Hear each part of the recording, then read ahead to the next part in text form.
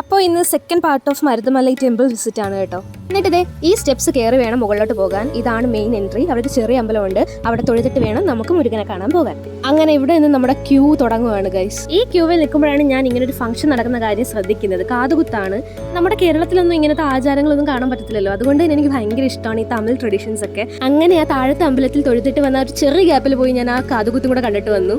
ഇനി മരുതമലൈ മുരുകനെ കാണാനുള്ള ദർശനത്തിനായിട്ടുള്ള വലിയ ക്യൂവിലേക്ക് പോയി നിൽക്കാൻ പോവുകയാണ്. ഏകദേശം 8:30 ആയി. ഈ ക്യൂ ഉണ്ടല്ലോ, ഇവിടെ നിന്ന് തുടങ്ങിയിട്ട് റൈറ്റിലോട്ട് നടന്ന് പോയി ആ അമ്പലത്തിന്റെ ഫ്രണ്ടിലെ കവാടം വരെ നമ്മൾ നടന്നു ചെല്ലും കേട്ടോ. അങ്ങനെ ആ ക്യൂവിൽ നിൽക്കുമ്പോഴാണ് ഞാൻ ആ വാട്ടർഫോൾ കാണുന്നത്. ഞാൻ ആദ്യം വിചാരിച്ചതും മലയുടെ മുകളിൽ നിന്ന് ഒഴുകി വരുന്ന വെള്ളമാണ്. പക്ഷെ പറ്റിച്ച് ഗൈസ്, അവിടെ പമ്പും പൈപ്പൊക്കെ വെച്ചിട്ട് അവർ സെറ്റ് ചെയ്തേക്കുന്ന ഒരു ആർട്ടിഫിഷ്യൽ വാട്ടർഫോൾ ആയിരുന്നു അത്. എന്നാലും കൊള്ളാം, എല്ലാവരും അവിടെ പോയി ഫോട്ടോ ഒക്കെ എടുക്കുന്നുണ്ടായിരുന്നു. അങ്ങനെ ഞങ്ങളുടെ ക്യൂ നടന്ന് ആ മുരുകൻ്റെ ലെഫ്റ്റ് സൈഡിലേക്ക് വന്നിരിക്കുകയാണ്. ഇനി ഇവിടെ നടന്ന് നമ്മൾ എങ്ങോട്ട് പോകുന്നറിയോ? ആ ഫ്രണ്ടിൽ മെയിൻ കവാടം ഉണ്ടല്ലോ, അവിടെ വരെ പോകും. എന്നിട്ട് അവിടെ നിന്നൊരു യൂട്ടേൺ എടുത്തിട്ടാണ് പിന്നെ അടുത്ത ക്യൂ കേട്ടോ. ഇതിങ്ങനെ വലിയ ക്യൂ ആണ്. അന്ന് എന്തോ ഷഷ്ടി എങ്ങാണ്ടായിരുന്നു, ഇമ്പോർട്ടൻ്റ് ഡേ ആയിരുന്നു, സൺഡേയും കൂടെ ആയിരുന്നു. അതുകൊണ്ട് തന്നെ ഭയങ്കര തിരക്കായിരുന്നു. അതിനിടയ്ക്കാണ് ഞാൻ ഒരു കാഴ്ച കാണുന്നത്.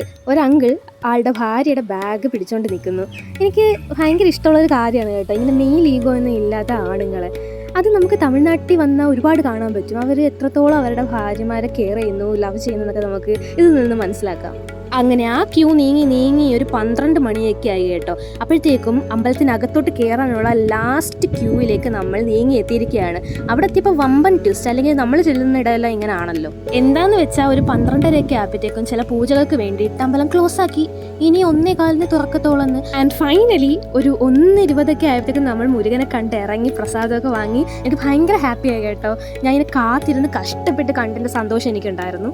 അങ്ങനെ ഈ മെയിൻ എൻട്രൻസ് വഴി പുറത്തേക്ക് ഇറങ്ങുമ്പോഴത്തേക്കും അവിടെ ഫുഡ് സ്റ്റോൾ ഉണ്ട് കേട്ടോ. പക്ഷെ അത് ഫ്രീ അല്ല, പെയ്ഡ് ആണ്. അതിന്റെ തിരക്കും ഉണ്ടായിരുന്നു. ഈ വെച്ചിരിക്കുന്നത് പ്രസാദമൊന്നും അല്ല കേട്ടോ. നമ്മൾ അവിടെ ചെല്ലുമ്പോഴത്തേക്കും വേറെ ഫുഡ് സ്റ്റോൾസും റെസ്റ്റോറൻറ്റ്സും ഒന്നും ഇല്ല. അപ്പം അവിടത്തേക്ക് തൽക്കാലം നമുക്ക് കഴിച്ച് വിഷപ്പടക്കാനുള്ള ഐറ്റംസ് ആണ്. ഉഴുന്ന് വട ഉണ്ടായിരുന്നു. പിന്നെ അങ്ങ് അറ്റത്ത് പാത്രത്തിലിരിക്കുന്നത് പുളിസാദമാണ് കേട്ടോ. പിന്നെ പായസം ഉണ്ട്, അലുവയുണ്ട്. പിന്നെ ഇതിന്റെ കോമ്പിനേഷൻ എന്ന് വെച്ചാൽ പുളിസാദം വിത്ത് ഉഴുന്ന് വടയാണ്. പിന്നെ ഈ വെള്ള പാക്കറ്റിൽ ഇരിക്കുന്നത് എന്താണെന്നറിയോ? നമ്മുടെ അൽബൂരി. അതും ഇവിടുത്തെ മെയിൻ ഒരു ഐറ്റം ആണ് കേട്ടോ. ഇവിടെ ഇങ്ങനെ അമ്പലത്തിന്റെ മുകളിൽ നിൽക്കുമ്പോൾ നമുക്ക് താഴെ കോയമ്പത്തൂർ സിറ്റി കാണാം. ഇങ്ങനെ വൈറ്റ് ബിൽഡിങ്സ് ഒക്കെ, അതൊരു ഭംഗി തന്നെയാണ്. കുറച്ചുകൂടി സ്റ്റെപ്പ് ഇറങ്ങി താഴെ വന്നപ്പോൾ നമുക്ക് ഫ്രീ ഫുഡ് കിട്ടി. അതും സാദം. ഞാൻ ആദ്യമായിട്ടാണ് കഴിക്കുന്നത്. അതും നല്ല പ്ലേറ്റിംഗ് ഒക്കെ കണ്ടോ, എക്കോ ഫ്രണ്ട്ലി ആയിട്ടാണ് കൊടുക്കുന്നത്. അങ്ങനെ പോകാൻ ഇറങ്ങിയപ്പോൾ നമ്മളും വാങ്ങിയ ഒരു അതിരസം. അതും കഴിച്ചുകൊണ്ട് നിന്നപ്പോഴത്തേക്കും നല്ലൊരു മഴ അങ്ങ് പെയ്തു. ആർക്കും എങ്ങോട്ടും പോകാൻ പറ്റിയില്ല, അത്രയ്ക്കും മഴ.